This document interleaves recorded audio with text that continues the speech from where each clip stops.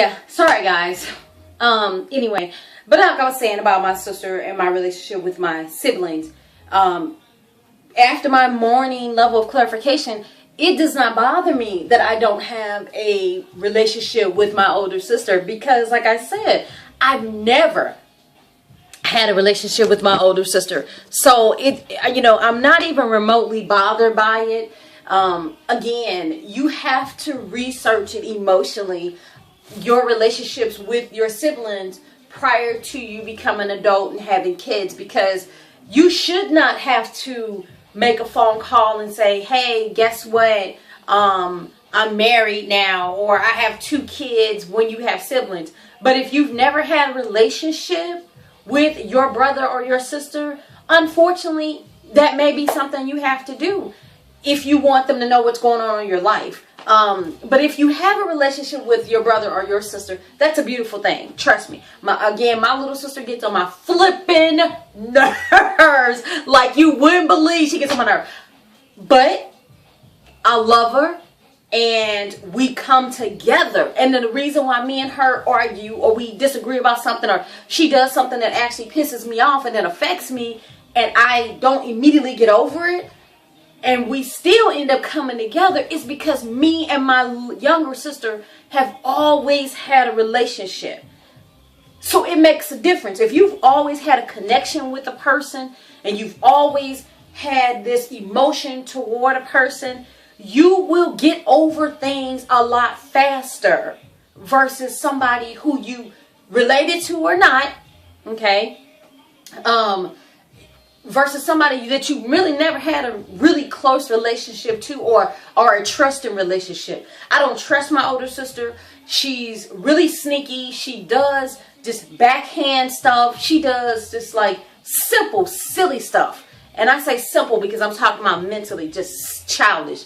So that never interested me. It never interested me to be anything like her, because I loved my personality and my friends loved my personality, and I've done a lot. I've traveled. I've seen a lot of things in my life when I was younger. And so I love the fact that I had a personality, and I was like, yay, party. And I wasn't some boring, lame ass person. So I love who I am. And I always have. When I was little, I loved who I am. I was creative. I got into trouble, but I laughed it off, because even the trouble I got into, I was like, huh, but that crap was funny. It didn't, not when I was getting my butt tore up was funny, but what I did to get my butt tore up was hilarious. Okay, I'm going to tell you guys this one thing. So when I was little, my parents were outside in the backyard working on the garden. And I don't know why, because I'm a creative kid and I always wanted to know how stuff works, right? Again, something that made me different than my older sister from when I was little. So I went in the kitchen, and our sink was on the other side of the kitchen. So we had the stove, the table, the sink on the other side. So I would go to the stove, stand there a few minutes and look out the window. Okay, nobody's coming in the house. They're in the backyard. Great, great, great. I would go across the kitchen, past the table to the sink. We had some paper towel, roll of paper towel. So I was like, I want to know how many times I can run back and forth across the kitchen from the stove to the sink with paper towel on fire before it burns all the way down. So I took a ball of paper towel from one side of the kitchen, went to the stove on the other side, lit it, was like, yay, this is so cool, in my hand, and I was running back and forth and counting myself to see how many times I can run back and forth before the paper towel caught on fire. Well, I don't remember exactly how many times. I know it had to be at least 4 or 5 times. All of a sudden, my mother came in the house. What the hell are you doing? You're going to catch this whole house on fire. Put that paper towel out. I'm running to the sink, turning the water on, putting the papers. But that was fun to me. I was little. I thought that was like the coolest thing ever. I used to take clocks apart, because you couldn't convince me that there wasn't like this cute little man back there just turning the little hand, make the clock work. So I used to do stuff like that. My older sister never did stuff like that. She was boring and lame from birth. Okay, so we never had that in common. Yet my little sister was this cute little fat baby, and she was so cute and she was so good, and she got a little bit older and she immediately had a personality that was like comical, kind of outrageous. So I was like, oh, she's so cute, I just love her. We immediately had that connection. So for me, again, I had a pre-established relationship, not because of blood, just because of emotions and this just a human connection that I had with my little sister that I didn't have with my older sister. Do I feel bad about that right now? Actually, I don't. Because again, you can't feel bad about not having a relationship with somebody that you've never really had a trusting or a stabilized relationship from the beginning. So it's really not that big of a deal to me. So embrace your relationships with your brothers and your sisters or your aunts and your uncles. Every family member is not going to be your best friend or the person that understands your crazy little jokes and your sick and disgusting little funny ways.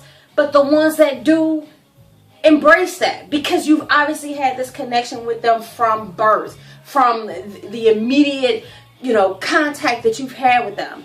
So I just wanted to share that with you guys, my morning clarification about sibling relationships and the closeness or lack thereof naturally between siblings. Again, I don't believe in blood is thicker than water.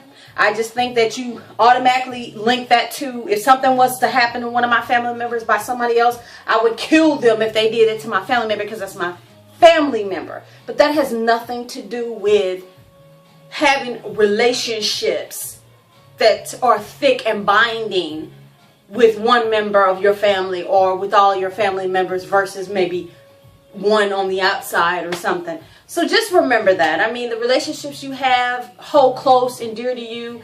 Don't try to fight to have a relationship with somebody. If you're not getting along with one of your siblings, extend yourself. Invite them out. Try to get along with them. Do what I did. Call them and take them to the side and say, look, let's go out for lunch and let's try to have a relationship and figure out why we don't get along. And once you get to that situation and either they don't want to come, so that means, it's their problem, especially if it's something that's like decades later. It's their problem. So let it be their problem. Once you attempt to fix it and they don't want to fix it, stop worrying about it. Move on. Become more productive in your state of mind. Keep your heart strong, and don't let others, even your relationship with your siblings, bring you down or tear you up and make you feel like you don't have, the ability to move forward in life because you don't get along with one of your sisters or your brothers. Forget about it. It's not worth the stress. Build on the relationships that you do have. Trust me, it is so much more exciting. I love my little sister and I like my older sister this much. But I'm okay with that. I love you guys. Make sure you subscribe. And I'll be having, of course, you know me, I talk about everything and anything. And there's those days that sometimes I have those moments where it is just clarification. I love you, YouTube world. Peace, guys. Time to go to the gym.